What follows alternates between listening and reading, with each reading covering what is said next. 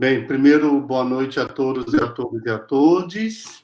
Agradecer à professora Jaqueline por estar conosco nessa atividade que é organizada pelos professores e professoras da área de políticas públicas da Faculdade de Educação da UFPEL, né?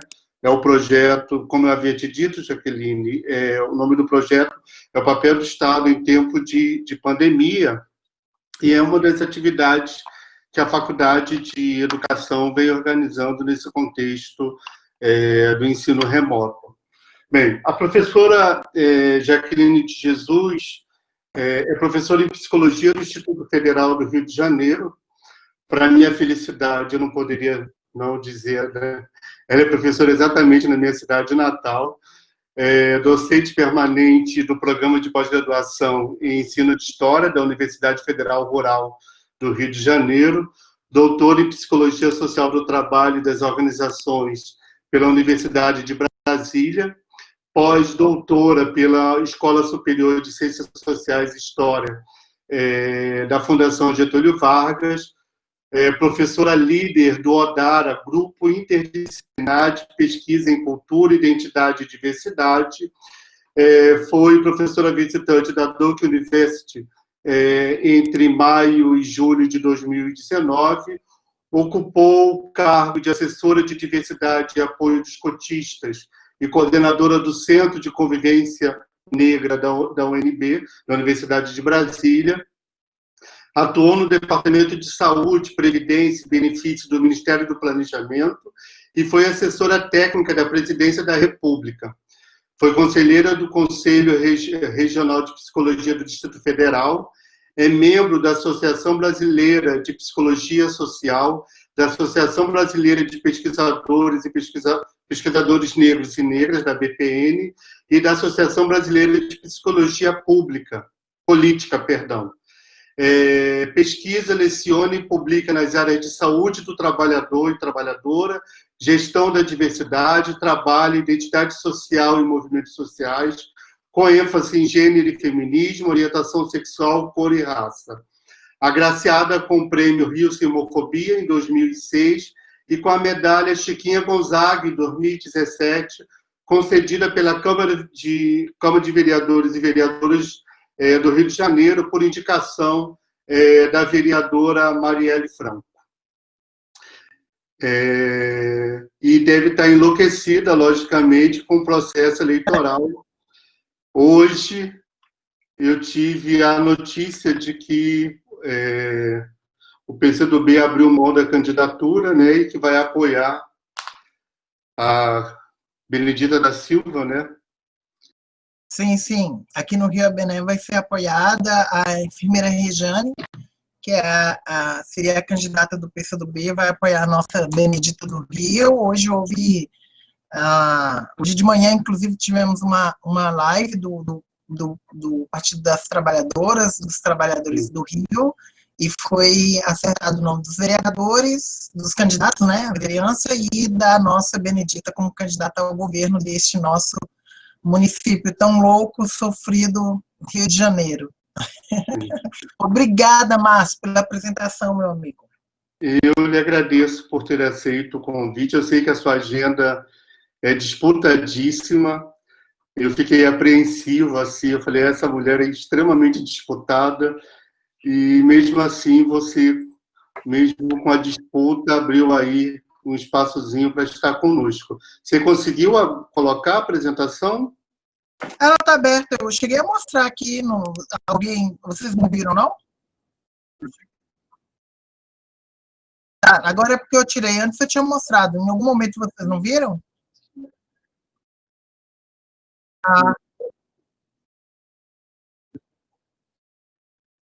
Não é compartilhar a tela?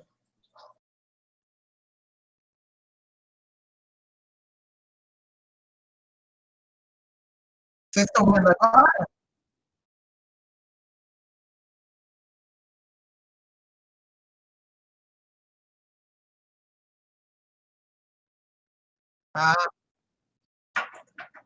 Que...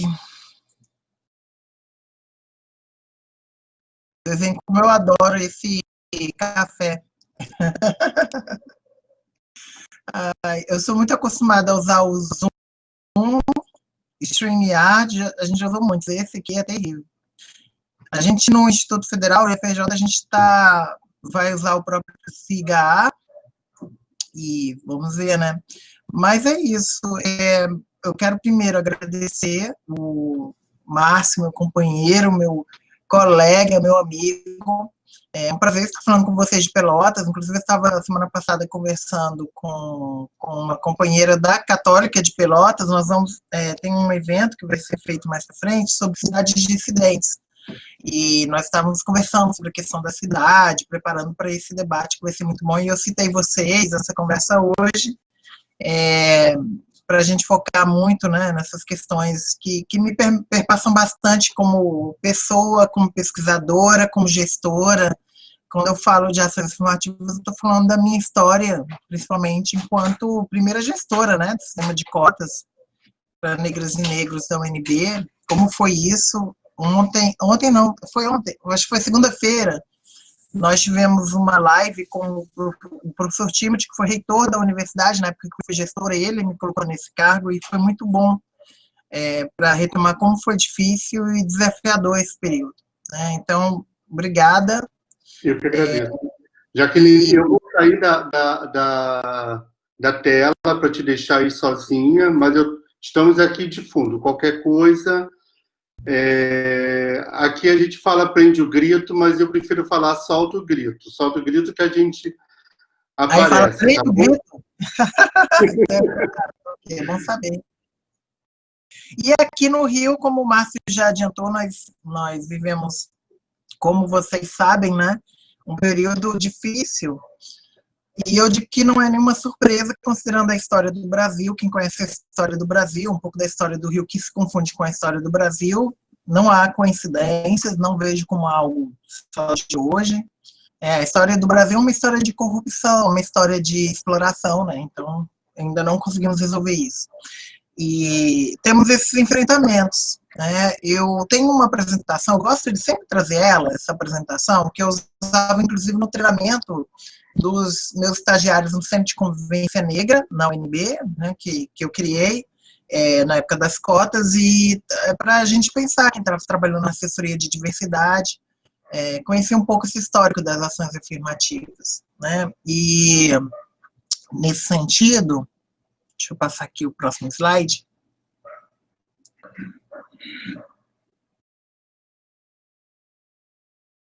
Aqui. Tem uma longa história, é engraçado porque a gente fala muito desse tema, né, das ações afirmativas, principalmente usando o termo cotas, que não é sinônimo de ação afirmativa, é só mais uma expressão das ações afirmativas, mas que no Brasil se tornou a grande imagem, né, das ações afirmativas. Mas eu vou comentar um pouco mais a respeito à frente. E essa história é uma história complexa, eu não vejo de forma linear, eu vejo como um encontro de várias lutas, de várias formas de ver, de vários paradigmas que se chocaram nesse contexto que nós vivemos, e como isso é lido hoje, né, nessa sociedade capitalista, cada vez mais neoliberalizante, o que significa isso, gente?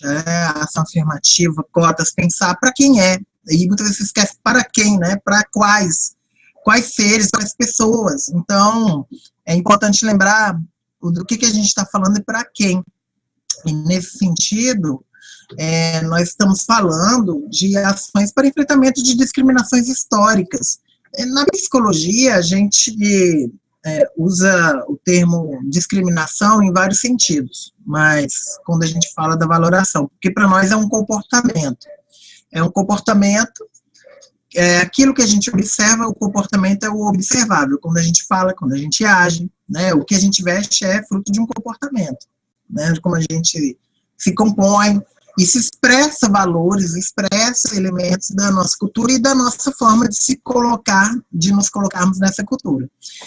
E as discriminações, sejam positivas, negativas ou neutras, eu explico daqui a pouco, elas se fundamentam em preconceitos, né, que orientam a forma de pensar dos grupos sociais e que se fundamentam nos estereótipos.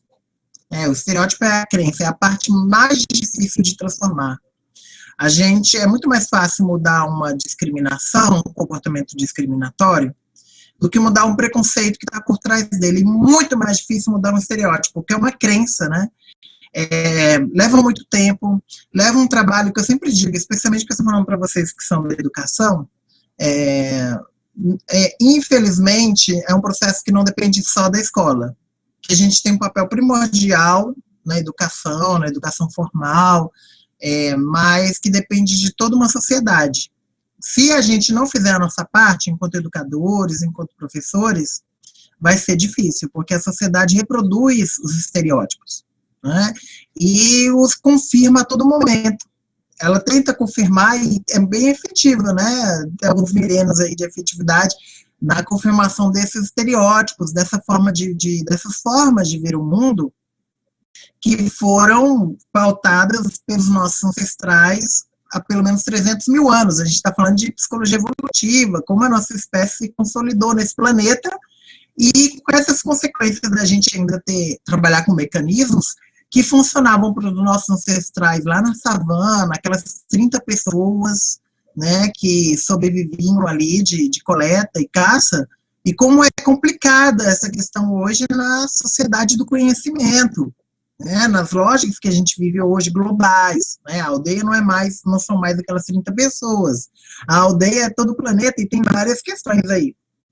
Então, vou resumir aí os 300 mil anos de história. Nós temos, de fato, como seres humanos, essa característica de sermos diversos, de sermos diferentes, e isso fundamenta a nossa diversidade, nossa própria identidade.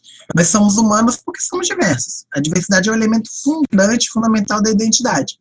Mas as sociedades, ao longo do tempo, criaram hierarquias que transformaram essas diferenças em subalternidades ou em subalteridades, como se houvessem pessoas melhores do que outras, grupos sociais melhores do que outros.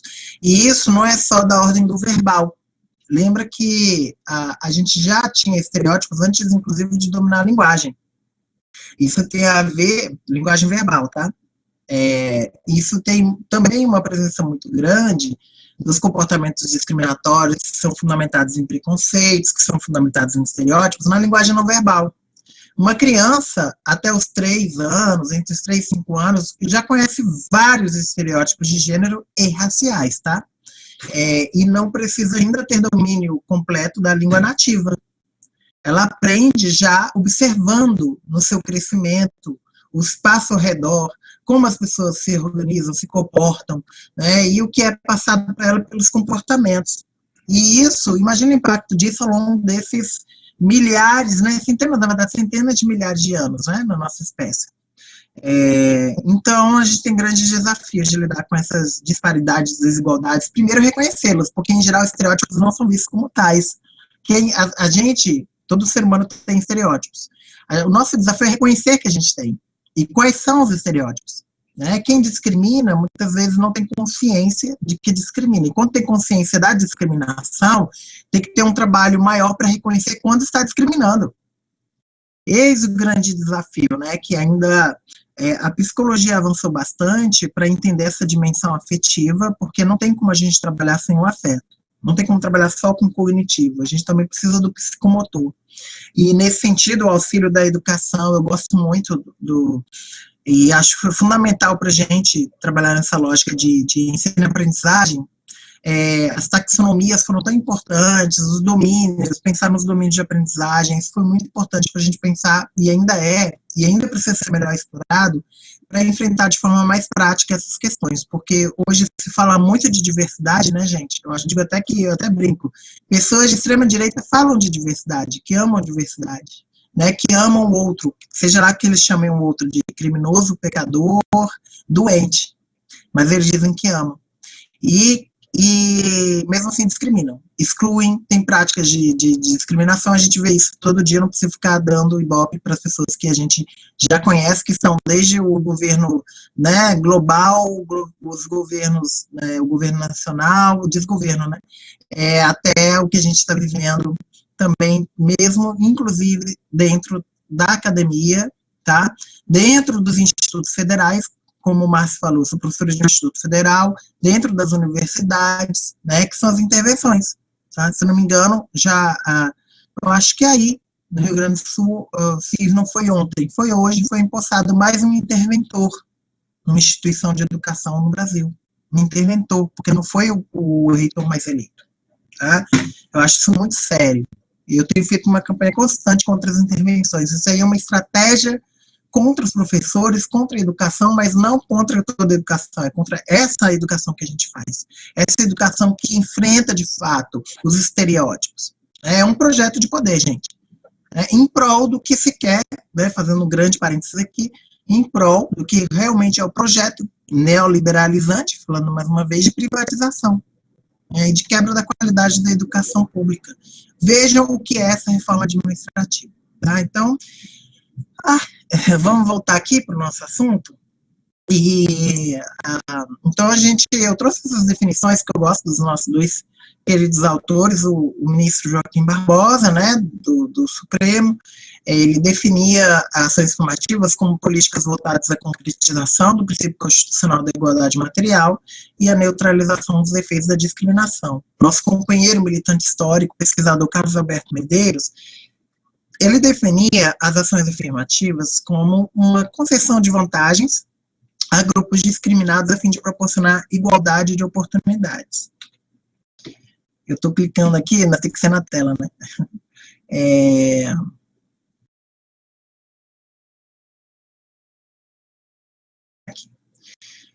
Quando eu coloco antecedentes históricos, é para lembrar aquilo que eu comentei, pessoal, da não linearidade, né, desse debate. É óbvio que sempre houve pessoas lutando contra a discriminação. Né? Quando a gente, por exemplo, eu trabalho muito com feminismo, e eu sempre digo, antes de ter a palavra feminismo, mulheres sempre lutaram pelos seus direitos, por igualdade, né? O que geral acontecia? Eram repreendidas, silenciadas, assassinadas. A gente conhece aí a história. E o que não quer dizer que não havia luta, sempre houve resistência. Né? Então, assim, quando a gente pensa em ações afirmativas, é até interessante voltar no Aristóteles, que inclusive defendia a escravidão, para pensar o conceito de isonomia, quando ele traz essa ideia de que não basta apenas a igualdade, às vezes as pessoas têm condições diferenciadas, em que se você tratá-las da mesma forma, você está sendo injusto. Porque quem está lá na frente da corrida que teve vantagem, se você tratar, né, ele da mesma forma que está lá atrás, quem está lá atrás vai ser prejudicado na corrida. Então tem que ter estratégias ligadas à isonomia para que as pessoas que estão lá atrás também tenham a mesma de fato, né, e não só de discurso, né, não só de letra, né, a mesma oportunidade. Né? Então, eu vou remontar na prática, na Índia, a gente vai ter as primeiras ações afirmativas, ainda não tinham esse nome, elas vão ter só a partir da implantação de políticas afirmativas nos Estados Unidos, mas na Índia, em torno de 1940, 45, quando tem um processo de independência da Índia, se começa esse debate da necessidade de enfrentar a exclusão decorrente da sociedade de castas. Lembrando, sociedade de castas formada, né, como a gente tem de Índia hoje, né, esse monte de culturas que a gente chama com o nome de Índia, com pelo menos 6.000 anos de uma sociedade de castas, de divisão em que pessoas são consideradas melhores do que outras essencialmente, né, desde o nascimento. Então, o grande debate da independência era como fazer para que os Dalit, né, os intocáveis, fossem valorizados, reconhecidos, né, e os párias, né, como a gente também conhece aqui no Brasil, e que compõem 65% da população, viu? E nesse sentido, foi fundamental a posição do Ambedkar, que fez parte também da luta da independência, obviamente muito menos conhecido que Gandhi, porque Gandhi, ele entendia que apenas já estabelecendo a República Indiana e a Constituição, já se garantiria o direito de todos serem iguais, é que nem aqui no Brasil. A Constituição dizia, todo mundo é igual perante a lei, pronto, acabou, resolveu. Não. E o Ambedkar entendia isso. E foi muito importante que ele venceu nesse debate em particular, veja como isso é pouco dito. Então, desde a época da independência da Índia, existem lá ações afirmativas até hoje, tá? Porque não se resolve 6.000 anos de exclusão, né, em poucas décadas. Até hoje existem ações afirmativas para os intocáveis, para os Dalits, na política, tá, em cargo legislativo. no mercado de trabalho e principalmente na educação, que fez muita diferença. Vocês vão ver muitos pesquisadores acadêmicos que são de origem Dalit, ok?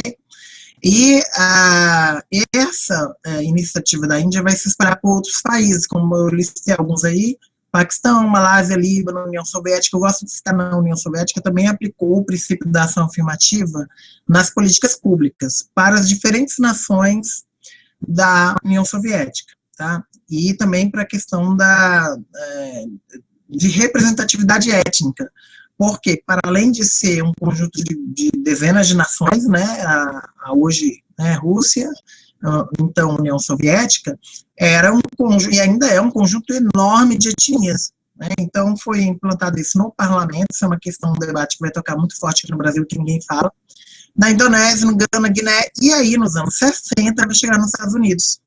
Por meio de todo o embate da luta pelos direitos civis, eu vou resumir muita história aqui, e que vai ser no período do governo FHC, olha, JFK, não confundir as siglas, no JFK, lá nos Estados Unidos, que vão ser aplicadas as chamadas ações afirmativas, né, políticas afirmativas, e vai ser dado esse nome, para enfrentamento da discriminação, como eles chamavam, ainda chamam lá, viu, pessoas de cor, que não são só pessoas negras, tá, como a gente entende aqui, e outras populações, né? Então, foi uma luta muito importante, né, que teve impacto. E nos anos 90, colocar a África do Sul, porque eu considero que as comissões da verdade da África do Sul foram muito importantes, inclusive em termos psicossociais, para a sociedade sul-africana se repensar.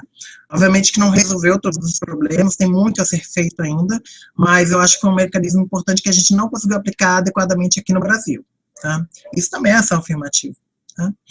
Nos Estados Unidos, inclusive, como eu ia comentar, as mais importantes ações afirmativas não foram só a reserva de vagas, foram os incentivos fiscais. Se estabeleceu que instituições, empresas que negociassem com o governo americano e que tivessem representatividade de pessoas historicamente discriminadas no seu quadro, especialmente na gestão, tá? Não em qualquer cargo, teriam vantagens. Que universidades, né, que são muito conhecidas hoje no Brasil, né, várias universidades teriam benefícios junto ao governo se tivesse inclusão, né, de populações. Isso foi bem regionalizado, porque lá tem algumas características. Você sabe quais são as universidades que excluem judeus, que excluem pessoas negras, né, usando conceitos da gente aqui no Brasil. Pessoas negras que excluem, né, pessoas de origem ameríndia, por aí vai. Né, latinos e vamos, né, pessoas de cor. Então é isso, vamos correr aqui, que eu quero mais ouvir de vocês conversar. Eu vou acelerar muito, porque não passou, porque não está passando. Agora foi.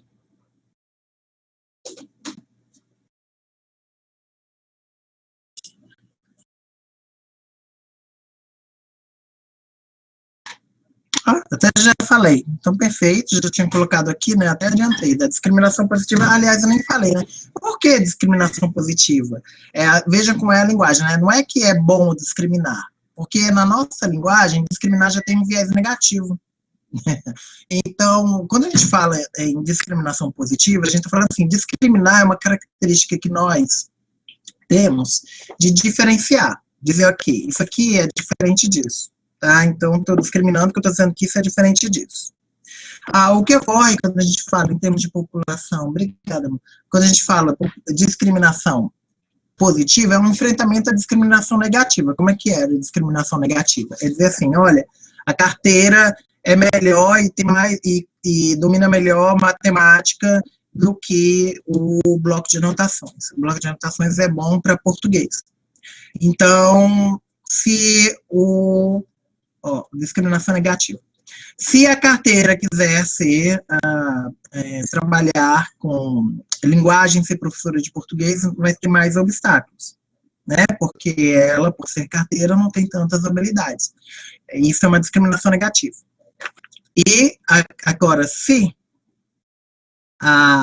o bloco de anotações quiser ser professora de português, nossa, com certeza, muito menos obstáculos, não vou ficar questionando, ficar fazendo prova. Então, isso acontece na nossa vida a todo momento, várias vezes ao dia. que eu brinquei aqui. O que acontece? Um exemplo. A gente, com as ações afirmativas, a gente tenta inverter a lógica da discriminação negativa com relação a vários grupos sociais. Porque quando esses grupos foram discriminados negativamente ao longo da história, outros foram discriminados positivamente.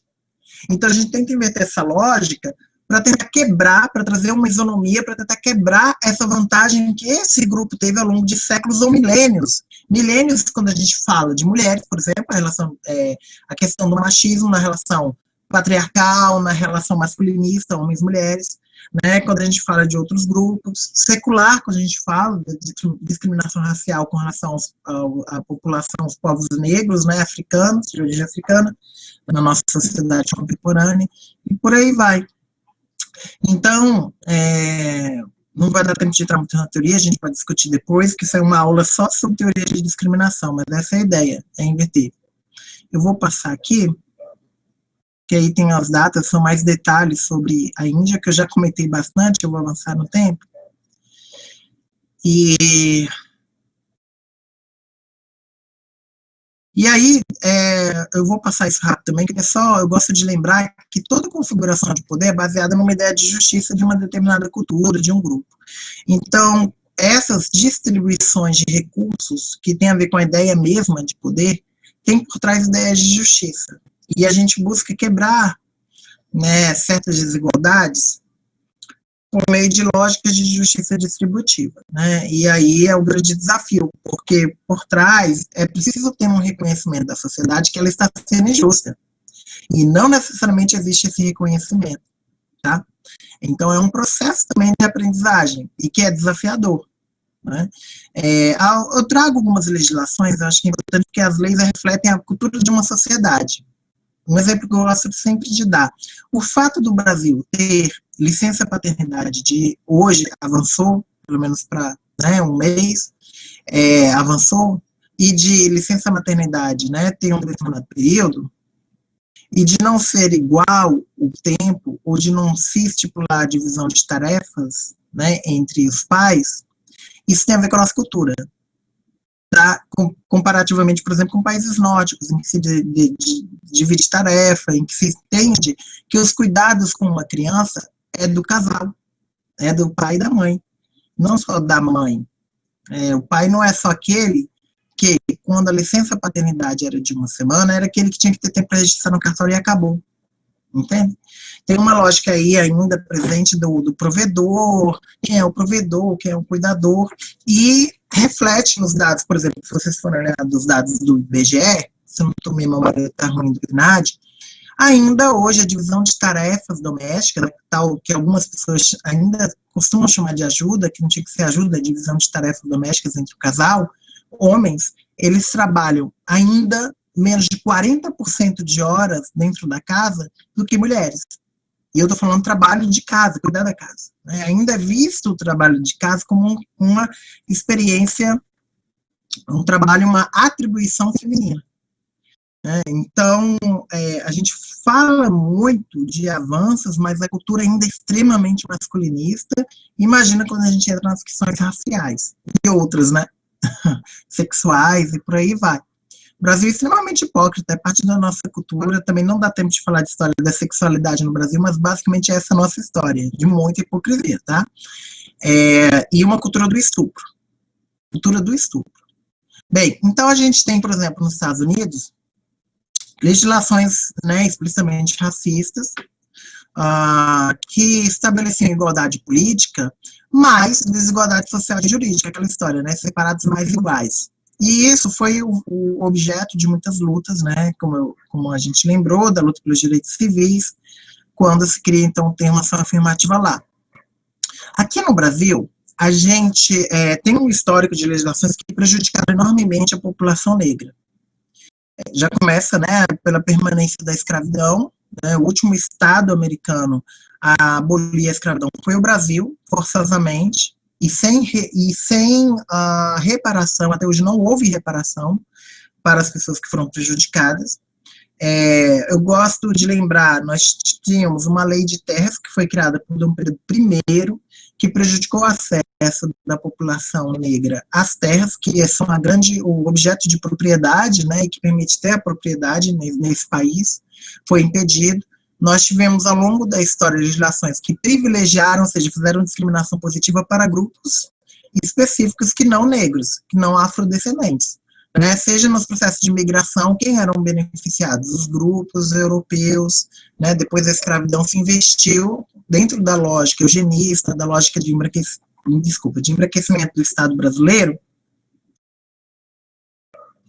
se investiu, né, vocês são aí do Sul, sabem como a história do Sul ela é muito pautada, muitas vezes, por um apagamento da presença negra e da construção que pessoas que foram escravizadas fizeram aí. Eu tenho aqui, muito tempo, uma bibliografia, porque minha dissertação de mestrado foi sobre trabalho escravo no Brasil contemporâneo. E eu achava muito... Eu tive acesso a um livro sobre o Shark, né, sobre o trabalho com os químicos, como se trabalhava muito com química, né, aí na região. Está aqui. E aí, vários casos, né, que como se fazia para controlar, por exemplo, o acesso das pessoas escravizadas, vistoriar o acesso aos químicos, porque as pessoas poderiam matar o senhorio. Eu imagino toda a questão, havia sempre revolta, como eu falei. Bem, mas então aqui no Brasil tinha ação afirmativa, sim, tinha discriminação positiva, principalmente para quem era o objeto visto como ser humano, quem era visto como melhor do que outros. Brancos, europeus, né, descendentes, e por aí vai. Mas para a população negra, não. E a gente vai ter, por exemplo, inclusive no século XX, quando a gente vai finalmente ter universidades no Brasil, nesse sentido de universidade, estrito senso, vai ter algumas vão ter, inclusive, benefícios. Teve uma lei que chamava-se Lei do Boi, se minha memória não está ruim, que filhos de fazendeiros tinham acesso à reserva de vagas em cursos de agronomia e de pecuária, dos cursos ligados à agricultura. Então, veja, era uma forma de perpetuar o domínio da terra também no nível técnico no Brasil. Isso existiu no Brasil. Né? Eu acho que foi abolida só nos anos 80. Tá? Então é isso, nos Estados Unidos a gente tem várias datas aí, eu vou avançar, se entendeu principalmente que não basta apenas ter a ação afirmativa, ela é o primeiro passo, a gente não consegue fazer a gestão da diversidade de uma instituição se ela não tiver as pessoas ali, entendeu? Senão fica só o discurso, a gente falando, palestra, dá aula, mas e a intervenção? A gente precisa ter as pessoas no ambiente para que a gente comece a fazer a gestão. Né, que não seja só um ambiente homogêneo que discute a diversidade, mas que comece a se tornar um ambiente heterogêneo, que comece a discutir ele mesmo a diversidade, e que não seja um debate, e esse é o grande desafio de quem trabalha com gestão da diversidade. Quando a gente fala diversidade, só se pensa o outro discriminado, o grupo discriminado, como diverso, como se os indivíduos nos espaços de privilégio não fossem diversos, né, como se o homem branco, cisgênero, hétero, casado com filhos não fosse diverso, ele se vê como humano. Isso é criado pela cultura, é criado pelos meios de comunicação, é criado pela própria academia. Quando, na questão da representatividade, que é muito importante aí, quando só coloca nesses lugares de poder e de visibilidade, esses sujeitos. Quem é que vocês vêm falando de Covid? Tem ainda a questão laboral, como se só médicos pudessem falar da epidemia da Covid e seus aspectos, que não são só biológicos, são sociais, são econômicos, são políticos, tá? E como se só tivesse médico branco. Já começa daí. Então a gente pode explorar isso depois. Hoje, a Suprema Corte Americana, ela proibiu cotas, tá? Ela, exceto em casos extremos. Só se a instituição provar que realmente tem uma discriminação profunda, não tem pessoas de determinado grupo social, ela pode implementar cotas lá. Mas, como eu falei, tem várias ações normativas que podem ser feitas. Então, eu recomendo para o Brasil também que a gente fizesse isso, não ficasse só repetindo, por exemplo, o número mágico de 20%. Por exemplo, a reserva de vagas. Pode ser muito maior, dependendo do grupo. Mas é um desafio, né? As instituições criaram muitas estratégias para burlar as cotas. Depois a gente talvez tenha tempo de discutir. Eu falei já da eugenia, que tem várias legislações, inclusive, que eu citei, né, do Brasil, os avanços, quando a gente tornou o racismo uma contravenção, e na Constituição de 88, quando a gente vai estabelecer o racismo enquanto crime inafiançável, Quando a gente vai estabelecer ações afirmativas para pessoas com deficiência, né? Quando a gente vai estabelecer para mulheres na política, e aí é um debate muito interessante, porque as cotas para mulheres na política no Brasil, elas têm sido alvo de debate, porque elas não são nos cargos, elas são na nominata. Elas são os partidos são obrigados a colocar pelo menos 30% de nomes de mulheres na nominata. E aí o que acontece? O fato de ter na nominata, na lista, nos nomes de candidatos mulheres, não quer dizer que elas são eleitas, porque os próprios partidos não trabalham pela construção das candidatas, não trabalham investindo nas mulheres. E isso eu estou falando todas as mulheres, porque é uma coisa que eu trabalho muito principalmente na minha aula sobre processo de subjetivação, ou também da aula de psicologia da moda. Quando a gente fala certas palavras, mais uma vez, as pessoas eu já sei, a gente já sabe o que elas estão pensando. Quando eu falo mulher, estão pensando numa mulher branca. E por aí vai. Quando eu falo um homem, está pensando num homem branco. Então, é o desafio de pensar a diversidade mesmo das pessoas, das mulheres negras, indígenas, LGBTs no caso, né? Mulheres LGBTs, periféricas. Quando, por exemplo, eu concorri em 2018 a deputada estadual, eu senti muito isso na pele. Foi muito curioso, porque aqui no Rio nós tínhamos centenas de candidatos. Sabe quantas mulheres negras concorriam? Nós éramos 33. Muita gente achava muito. Tem 33 mulheres concorrendo para a Assembleia Legislativa do Rio, como deputados estaduais. Mas não acho estranho ter mais de 500 homens concorrendo para o parlamento. Veja como a categoria, quando a gente fala candidato, as pessoas pensam num homem, e geralmente é um homem branco. Até os homens negros têm muita dificuldade de acessar. É isso, deixa eu passar. Temos muito a aprimorar nessas ações afirmativas no Brasil. Por isso que existe esse debate para que as cotas para mulheres sejam também nos cargos. Bem, eu vou pular muito, gente. Eu já citei aqui, eu gosto de lembrar que nos anos 40, o nosso grande mestre, decano do movimento negro, Abdias Nascimento, ele já falava da necessidade de ter reserva de vagas para pessoas negras na educação, no trabalho. Mas esse debate que já existia no Brasil, ele foi demorar muito para se consolidar enquanto política pública, né? Seja porque a gente teve nesse meio desse processo também uma ditadura civil-militar, uma não, né? Na verdade, já era uma ditadura, que era do Getúlio, depois veio outra, né? E então é outras aí. Então, a gente tem um grande desafio para debater o próprio Brasil, né? E a gente vai ter, no fim dos anos 90, ações como pré-vestibular para negros e carentes, vai ter os debates internacionais da Conferência Internacional de Durban, e vão ter, só no começo do século XXI, a implementação de ações afirmativas, seja aqui na UERJ, a partir de uma legislação estadual do Rio de Janeiro, a UNB, né, onde eu fui gestora, que nós decidimos por conta própria, sem nenhuma demanda de legislação, aplicar ações afirmativas que eram de ordem étnica. Nós estabelecemos vestibular específico para povos indígenas, as raciais, que foram o sistema de cotas para negros e negros, e social, que foi o programa que a gente já tinha, na verdade, um programa de avaliação seriado, que foi se aprimorar no Enem, como a gente tem hoje no Brasil. A gente ia fazer isso lá. E outras instituições. Tem um livro que eu me lembro da época que a gente debateu as cotas lá, ele é da URGS, é um livro de capa preta, pequenininho, sobre cotas na universidade. Nós falávamos muito em grupos de Google, e é um livro que pegou conversas nossas, as pessoas falam hoje muito de internet, eu tenho esse livro aqui, acho muito engraçado, conversas nossas sobre ações afirmativas, e fizeram um livro na época, isso em 2003, 2004. O livro não era favorável, não, a ação afirmativa, tá?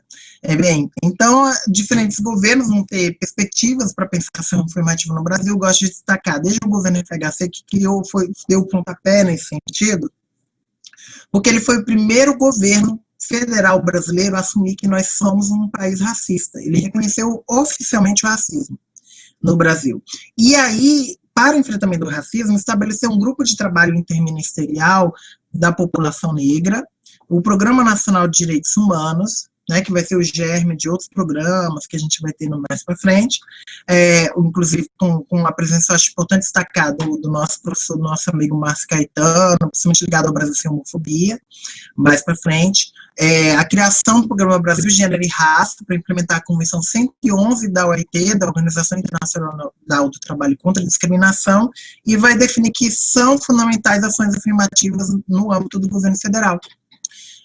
No governo Lula, a gente vai ter a aplicação de fato das políticas, por meio, por exemplo, da criação da Secretaria Especial de Promoção da Igualdade Racial, da CPI, fortalecimento da Fundação Palmares, ao contrário do que ocorre hoje. A Fundação Palmares já existia, mas foi fortalecida no governo Lula.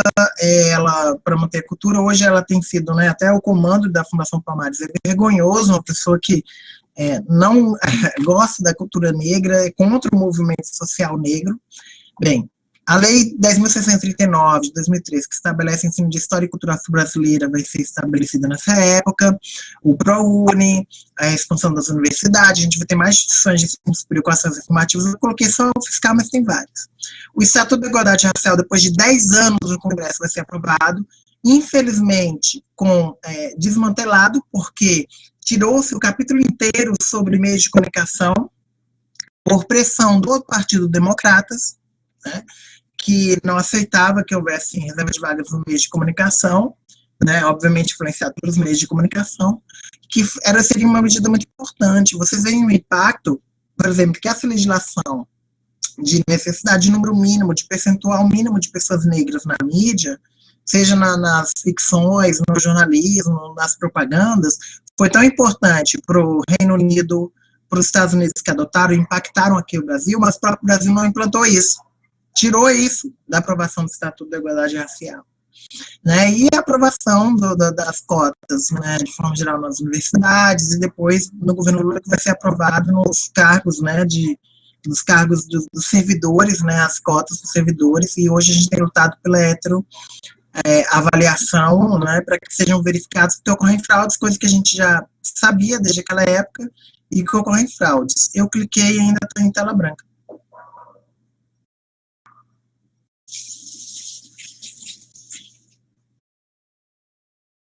Está aparecendo como último slide, gente. Aqui, Jaqueline, está aparecendo o contexto político do governo Dilma. Olha, tá. Então agora apareceu. Tá, e então é isso. Eu já falei da Dilma, acabou. Então é isso. Deixa eu fechar. Vou fechar então a tela, parar de compartilhar. Não, aqui que eu tô. Não, eu parei de compartilhar a minha webcam. Deixa eu botar aqui a webcam. Eu quero parar de compartilhar essa apresentação. Para a gente voltar à tela. E eu acabei bloqueando minha webcam.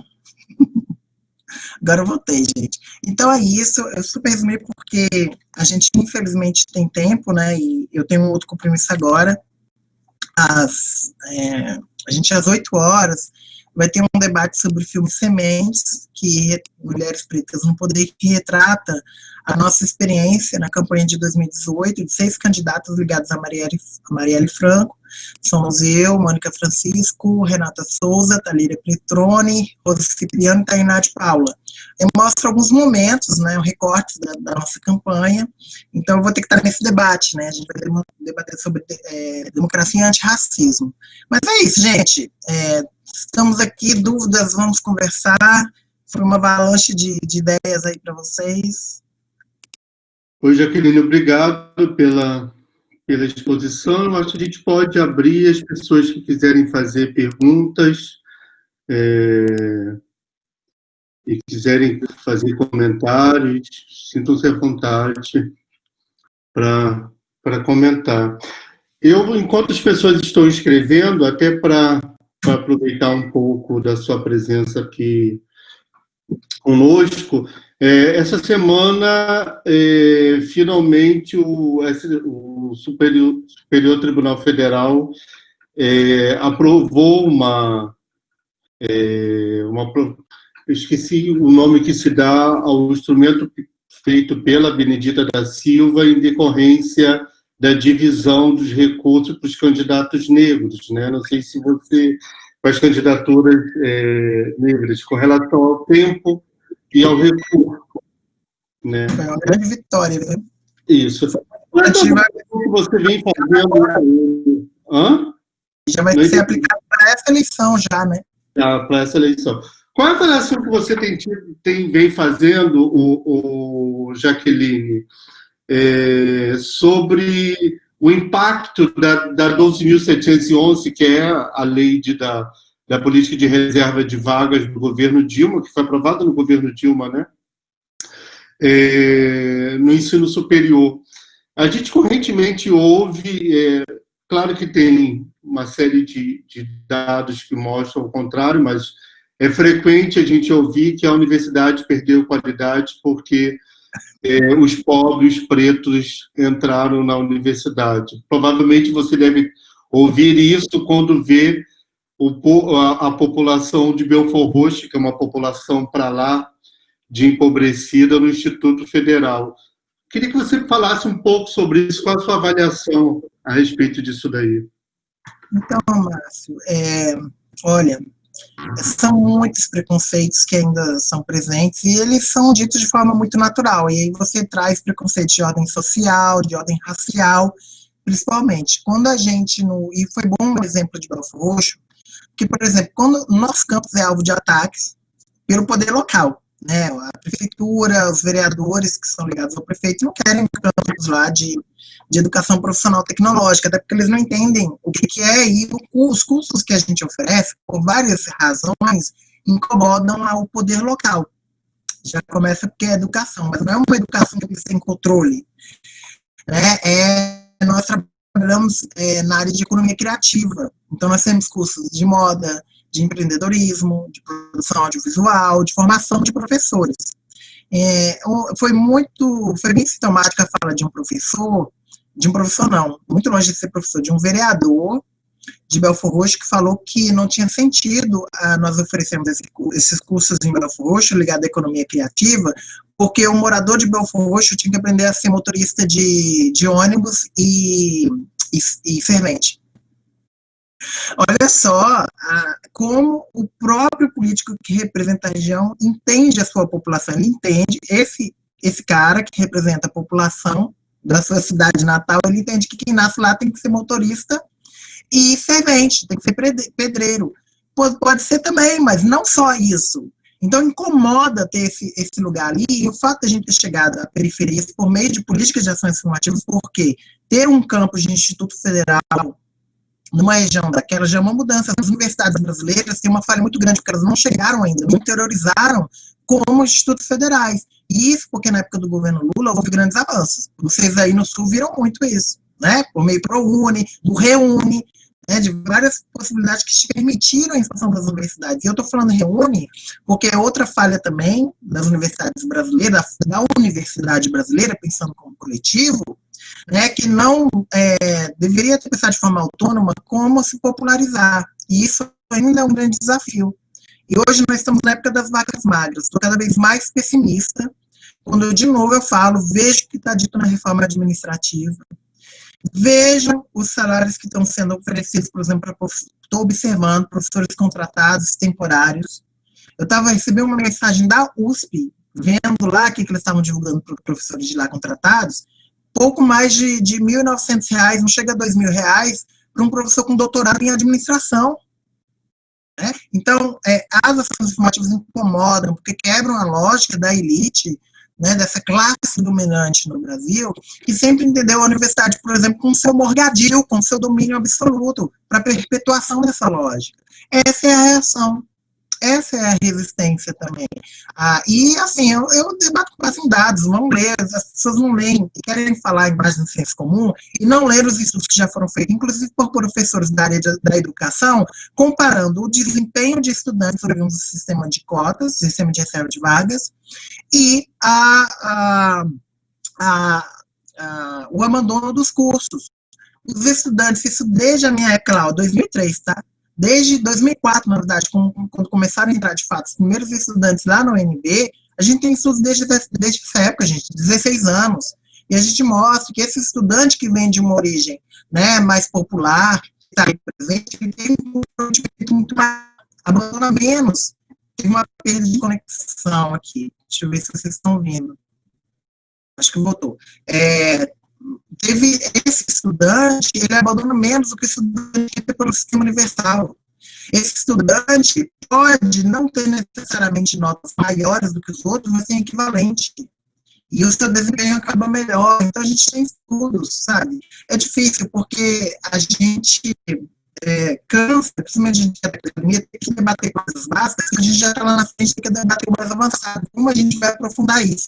O que me interessa hoje é debater, por exemplo, como a gente vai mudar as seleções docentes, para ter mais docentes, mais professores de classes populares, negros, né, que seja em vários casos, por exemplo, a gente precisa de engenharia, a gente precisa ter mais mulheres nas engenharias. Como é que a gente vai fazer? Estamos debatendo isso? É sobre isso.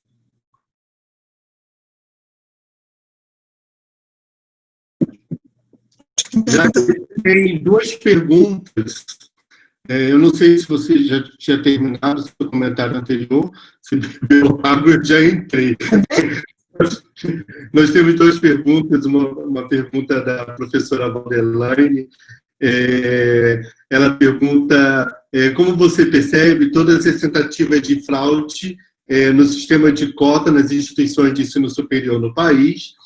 E também tem uma pergunta da Fabiana. Gostaria de saber se você gostaria de saber qual o próximo passo para se combater a desigualdade racial e social na academia e como os estudantes, enquanto movimento estudantil, pode se somar nessa luta. Eu não sei se o Álvaro quer falar logo agora ou ele quer depois da... O Álvaro também é o nosso professor, ele aguarda, perfeito. Então, aí você pode responder essa pergunta e o Álvaro em seguida fala. Sim, professora Valdelaine, eu já esperava, porque, veja assim, eu venho de uma época que nós tivemos que inventar isso, tá? A gente decidiu lá na UNB que tínhamos que verificar, porque a gente sabia que ia ter fraudes. Nós vimos o que ocorreu aqui na UERJ. Lá de Brasília, a gente viu as fraudes na UERJ. Então, nós sofremos muito, erramos, mas eu acho que a gente acertou muito mais do que errou, porque nós impedimos fraudes. Vocês não vão ver da época que a gente começou essa verificação, em 2004, até pelo menos 2008, quando eu continuei lá como gestora, você não ia ver nenhuma denúncia de fato de que entrou uma pessoa branca no lugar de uma vaga para pessoa negra. Tá? Então, é isso. Hoje, o que se vê? Só na UNB, vocês souberam, né? Teve o caso, 15 estudantes brancos que entraram pelas cotas já foram expulsos. E outras instituições. É um horror, tem que ter comissões de heteroidentificação, sim, porque a fraude, a gente está falando humano, a gente está falando de grupos que, historicamente, tiveram sempre o ônus de serem colocados enquanto negros, LGBTs, mulheres, né, quaisquer grupos, e de repente é colocado como bônus. Vai ter fraude. E, inclusive, é muito curioso, porque eu reparo que existe muito mais fraude de ordem social, se forem olhar quantas pessoas fraudam documentação sobre renda, do que, por exemplo, da racial, mas a preocupação é a racial. Né? Então, tem essa questão, é fundamental ter, sim, comissões de avaliação. Pode errar? Pode, mas é melhor do que errar mais, permitindo que uma política pública de inclusão seja falseada dessa forma. Porque senão, mais uma vez, é o Brasil fazendo lei só para inglês ver. E, Fabiana, sim, a gente, no momento, o movimento estudantil tem uma importância muito grande, principalmente, eu acho que hoje nós estamos num estágio das coisas em que tudo que a gente lutou está sendo alvo de prejuízo, de exclusão, né, como eu falei, por esse projeto neoliberal que está no governo. Por mais que o presidente seja tosco, ele não é burro. E ele serve aos interesses que estão colocados ali, principalmente para aquela figura, né, o Guedes que está lá, e a educação é o alvo. Né, como eu falei, a privatização, a desqualificação, e isso vai afetar principalmente as pessoas mais carentes, vai afetar a população periférica, a população negra. Veja o que estão fazendo com a nossa carreira de professores, querem tirar a estabilidade, né, querem tirar os novos professores, eles não vão ter condição de fazer um trabalho de qualidade, eles querem nos transformar todos em tutores, tá? Porque é muito mais barato o ambiente virtual de aprendizagem do que o presencial.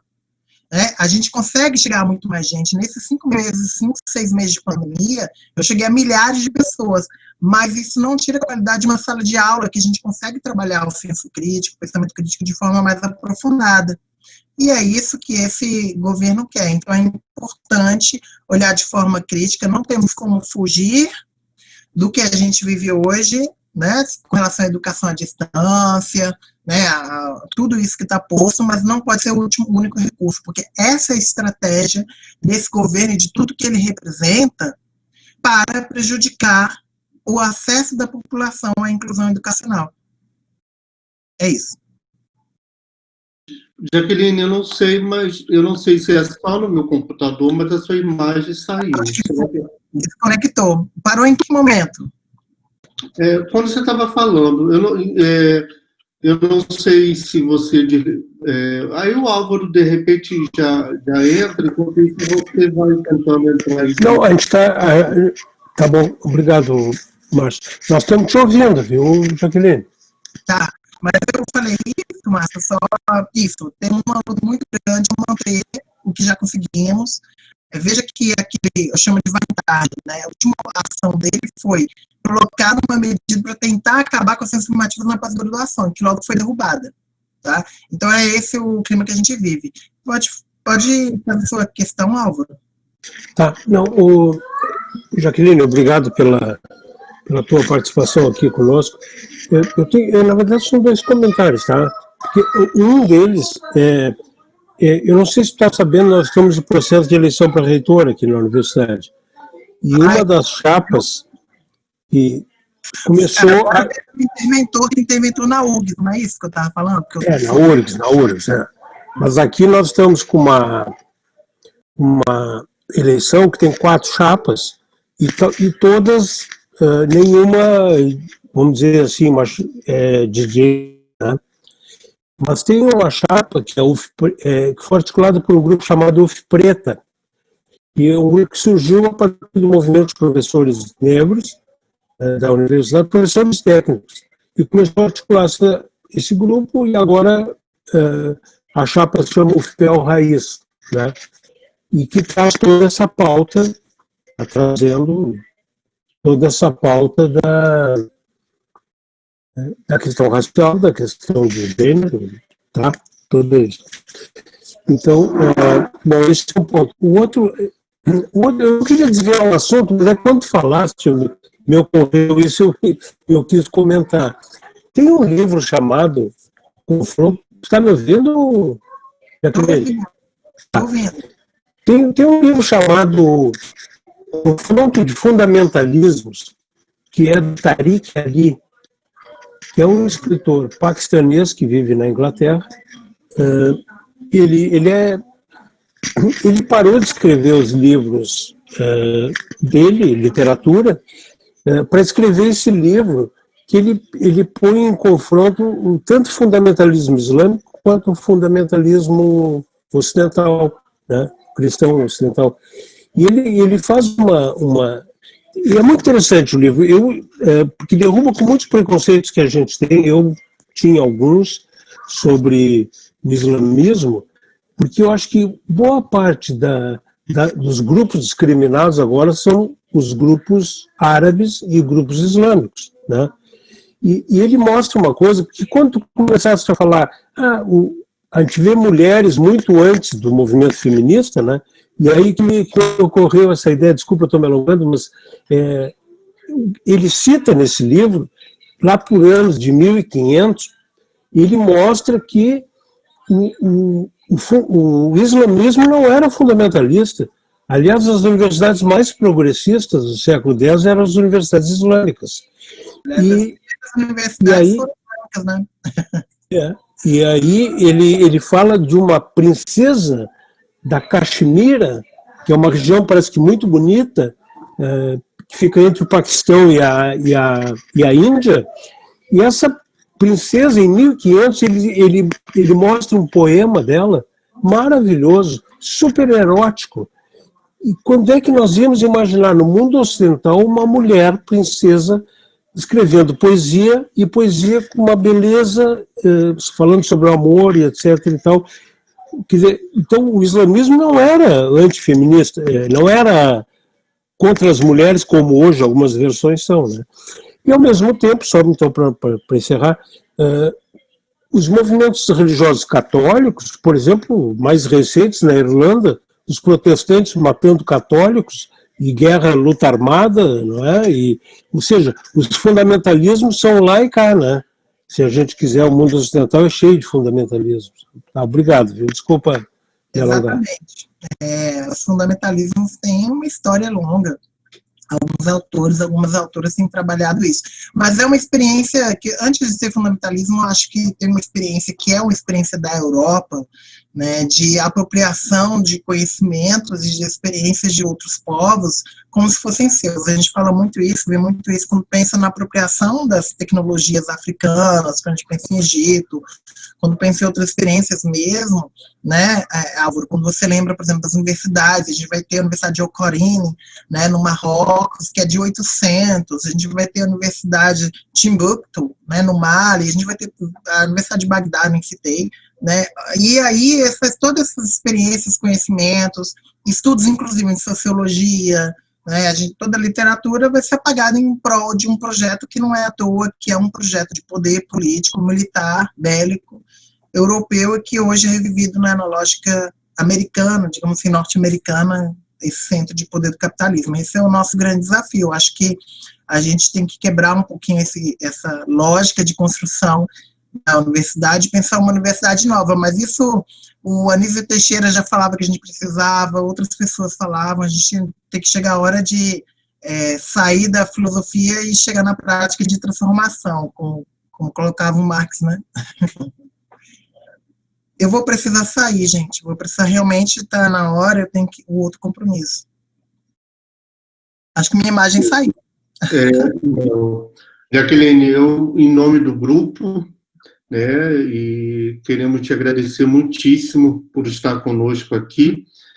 Eu sei o quanto nesse processo eleitoral tudo é muito difícil, sobretudo numa cidade onde as questões políticas estão extremamente tensionadas, né? Te agradecemos muitíssimo. As pessoas todas estão agradecendo. A professora Maria Cecília, a própria professora Valdelaine, a professora Simone, os cursistas e as cursistas também estão agradecendo. E aí eu me agrego aos colegas e às colegas para te agradecer também, te mando um grande abraço e que a gente possa, o mais rápido possível, se reencontrar para a gente poder tomar um chopp e festejar a nossa existência e a derrota que seguramente vamos dar a esses setores conservadores que assaltaram o nosso país e a nossa cidade linda aí, viu? Um abração. É do Brasil, né, amigo? Não é um problema só do Rio, como eu falei, é do Brasil. Muitos desafios. Muito obrigada a todos. Cabe todo mundo aí. Obrigada, Márcio. Obrigada. Beijão. Beijo.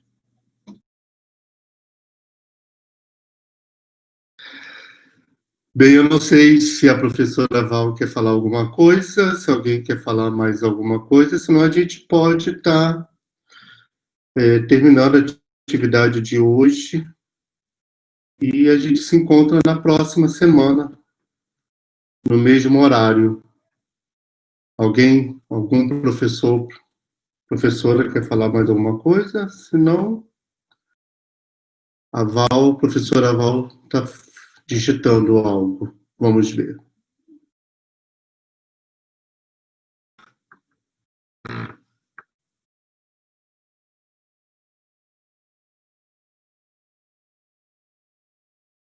Bem, então é isso, gente. Um abraço para todo mundo, bom descanso. A gente se encontra na próxima semana. Tchau, tchau.